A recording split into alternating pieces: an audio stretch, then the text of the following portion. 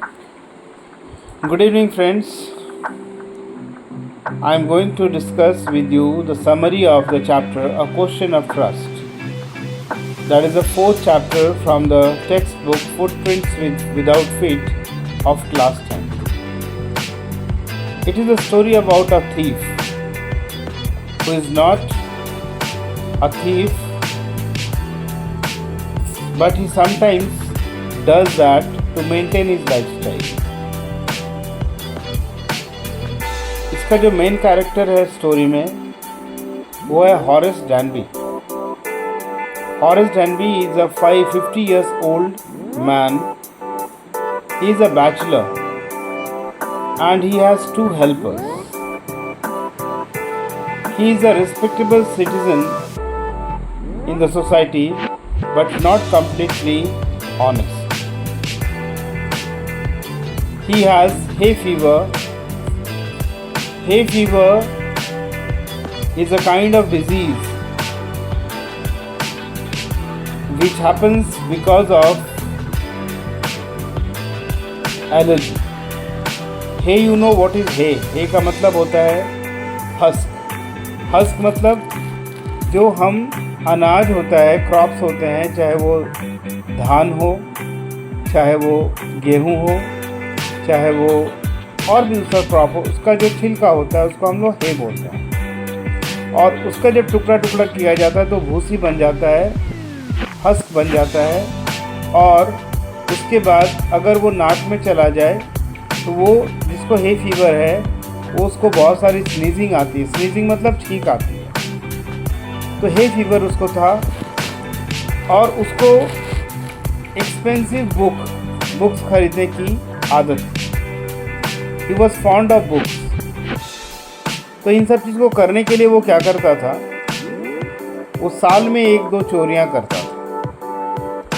Basically his profession was locksmith.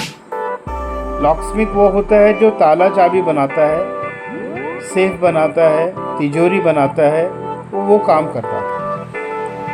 तो Horace डैनबी के बारे में आपको पता चला कि वो कैसा इंसान है.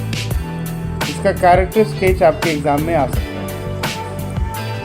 अब जब भी वो चोरी करता है तो पहले प्रॉपर प्लानिंग करता है. कोई भी चोर हो वो प्रॉपर प्लानिंग करेगा. क्या करेगा, देखेगा कि उस घर में कितने लोग हैं, उस घर में लोग अभी रह रहे हैं या नहीं रह रहे हैं, कहीं बाहर तो नहीं है या कहाँ गए हैं. और उस घर के बारे में एक एक चीज़ उसे पता करना होता है. जब वो प्लानिंग करते हैं, कहाँ बेडरूम है, कहाँ ड्राइंग रूम है, कहाँ किचन है, कहाँ गार्डन है, हर चीज़ उसे पता होना चाहिए. तो ये सब वो पता करता है. लेकिन एक आश्चर्य का बात इस स्टोरी में क्या होता है कि एक मैगज़ीन में आर्टिकल आता है.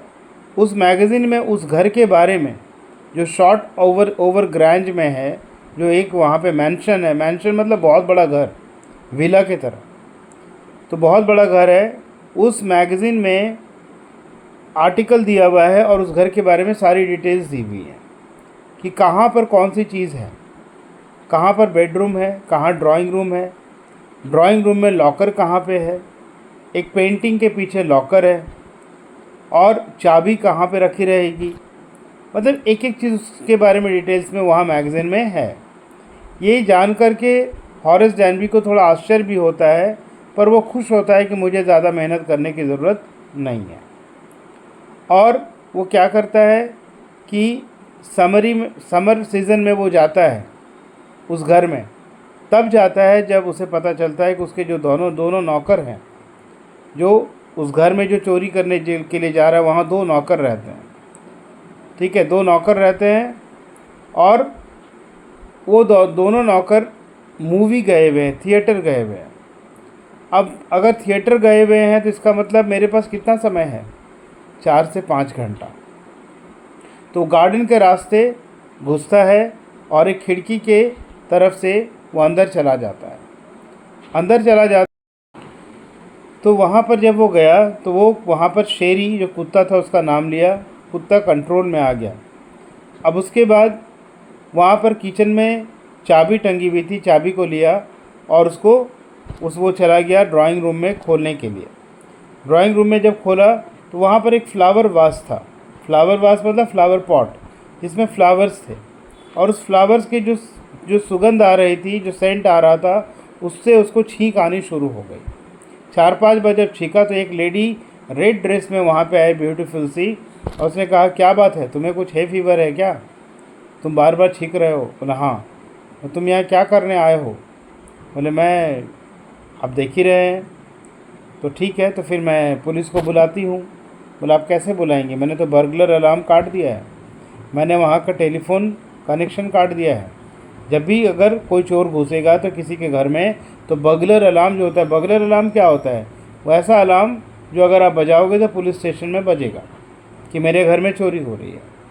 या फिर क्या होगा कि वहाँ पर टेलीफोन का वायर भी कट कर दिया था। तो बोले कि ठीक है, फिर क्या करें, तुम्हें तो कुछ सज़ा मिलनी चाहिए।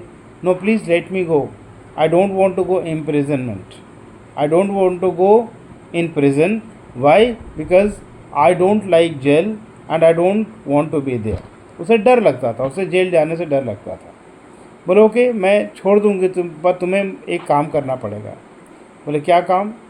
बोले मैं यहाँ पर ऐसे ही मैं आ गई थी ज्वेलरी लेने के लिए, लेकिन मुझे सेफ़ का जो कोड है वो याद नहीं है, जो लॉक का जो कोड है वो मुझे याद नहीं है, उस कोड को खोल दो और वहाँ से ज्वेलरी निकाल दो।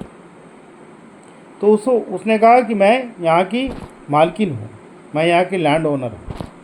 बोले ओके निकाल देता हूँ। और वो ग्लव्स निकाल देता है जो हाथ में वो पहना हुआ था, और वो जो लेडी वो सिगरेट मुंह में लेती है जलाने के लिए, तब तक वो लाइटर दिखा देता है अपने हाथ से, और लाइटर उसको जला देता है। और आधे घंटे में वो सारा कुछ तोड़ फोड़ करके उसमें से ज्वेलरी वगैरह निकाल करके वो दे देता है उस लेडी को, और वहाँ से वो चुपचाप निकल आता है और थैंक यू बोलता है कि चलो आज मैं इम्प्रिजनमेंट से बच गया, आज मैं जेल से जाने से बच गया।